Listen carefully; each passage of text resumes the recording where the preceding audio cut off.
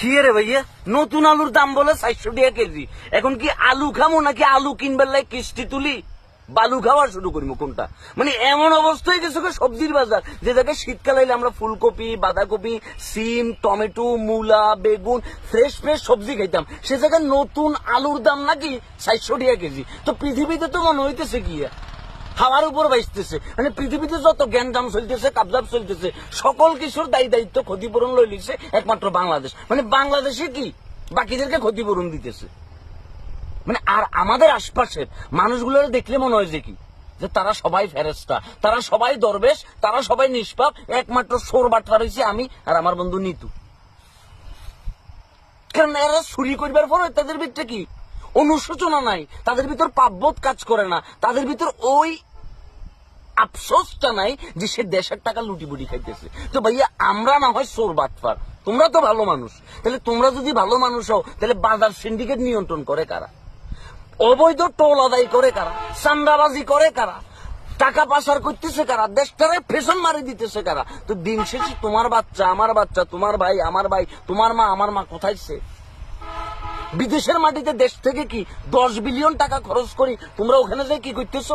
বাড়ি বানাইতেছো, দ্বীপের ভিতরে যাই নতুন ব্যবসা এস্টাবলিশ করতেছো। আবার তোমার আম্মা যখন মরে যাইতেছে তুমি এসে তোমার আম্মার জানাজার ভিতরে উপস্থিত হইতে পারতেছো না। তোমার লাখ লাখ কোটি কোটি টাকা, কিন্তু করোনায় তোমার 14 গোষ্ঠীর একজন সামান্য একটা আইসিউর অভাবে মরে গেছে। তাহলে চিন্তা করো, মানুষের জীবনে এত আফসোস, এত লাখ লাখ কোটি টাকা কামাইছো, কিন্তু সেটা তুমি ভোগ করিয়ে যাইতে পারতেছো না, ভোগ করিয়েও যাইতে পারতে না। হয় তোমার ফলার ক্যান্সার হইব, নাহলে তোমার মাইয়ার টিউমার হইব, নাহলে মনে করো তোমার ফলা প্রতিবন্ধী হয়ে যাবো, নাহলে তোমার বউ মনে করো যে জীবনে বাচ্চা নিতে পারতো না। এই যে আফসোস গুলা নিয়ে তুমি মরে যাবে, কারণ তুমি তো পাপের টাকা কামাইতেছো, তুমি তো জনগণের রক্ত চোষা ট্যাক্সের টাকা চুরি করতেছো, তুমি তো জনগণের সাথে বেমানি করি ওই হকের টাকা দেশের বাইরে পাচার করতেছো। আর জনগণ 300 টাকার গরুর মাংস 800 টাকা দিয়ে কিনে খাইতেছে, 100 টাকার আলু মনে করে যে 400 টাকা দিয়ে কিনে খাইতেছে। বাইরে এই দেশে আলুর দাম হয়ে যায় 400 টাকা, মরিচের দাম হয়ে যায় 2000 টাকা কেজি, ধনে পাতার দাম হয়ে যায় 600 টাকা কেজি। তা আমরা কি আমরা নিজে ফায়খানা করি, ওই ফায়খানা কামু? মানে আমাদের অপরাধটা কোথায়? দিন শেষে সবাই আসি দেখি কি সবাই শেয়ার নিয়ে ব্যস্ত, কিন্তু কেউ দেশের জনগণের লই ব্যস্ত না। মানে এমন একটা সময় আমরা বসবাস করতেছি, সিলেটে চা বাগানে কিংবা অন্যান্য চা বাগানে চা শ্রমিকদের গল্প যদি শোনো, তোমার কাছে মনে হবে যে আমরা আধুনিক যুগে না, আমরা আসলে মধ্যযুগে বসবাস করতেছি। মধ্যযুগে বসবাস করতেছি। চা পাতা, ওই পাতা গালায় ওইটা রস বাইর করি, ওটা দিয়ে তারা খাইতেছে। ভাই এভাবেও মানুষ বাঁচে, এভাবেও মানুষের জীবন চলে। আর তোমরা আরামায় এসে আছো ব্যাংকক, সিঙ্গাপুর, হংকং, ইন্দোনেশিয়া, আর আমরা এখানে বলছি 400 টাকা দিয়ে নতুন আলু খামু কি খামু না ওইটা চিন্তা করতেছি।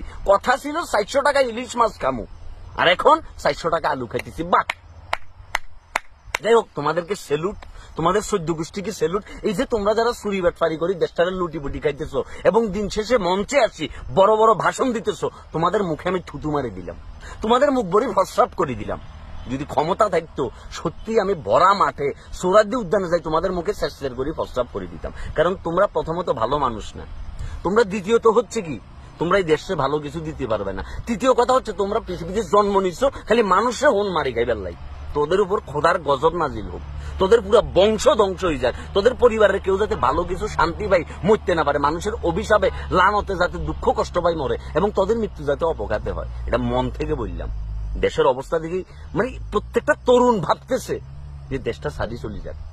হাজার হাজার লাখ লাখ বেকার তরুণ এই দেশটা সারার পরিকল্পনা করতেছে। তাহলে তোমরা যারা দায়িত্ব অমুকে নিচ্ছ, কয়দিন পরে তমুকে নিচ্ছ, লাভটা কি ভাইয়া? ধান্দা তো তোমাদের হইতেছে, আমরা তো দিন শেষে মুরগি। সবাই আসি আমাদেরকে টুপি পরাইতেছে, গরম নাই, শীত নাই, বর্ষা নাই, শরৎ হেমন্ত সব সিজনে আমাদেরকে টুপি পরাই দিতেছে। আর মধু খাইতেছো তোমরা, মৌমাছির কামড় খাইতেছি আমরা। বাহ, সুতিয়ার বাচ্চারা, খোদার গজব পড়ুক তোদের উপরে, গজব পড়ুক। যাস যে দেশে 1000 টাকা হয়ে যায় মরিচের দাম, 400 টাকা হয়ে যায় আলুর দাম, ওই দেশ লই আসলে দেশপ্রেমটা আসে না। ট্রুলি আমরা চাই দেশটাকে ভালোবাসি, কিন্তু তোদের মতো চোরবাটপাতদের জন্য দেশের প্রতি সম্মানটা আমাদের কাজ করে না। এটার জন্য তোরা দায়ী, অমানুষের বাচ্চারা।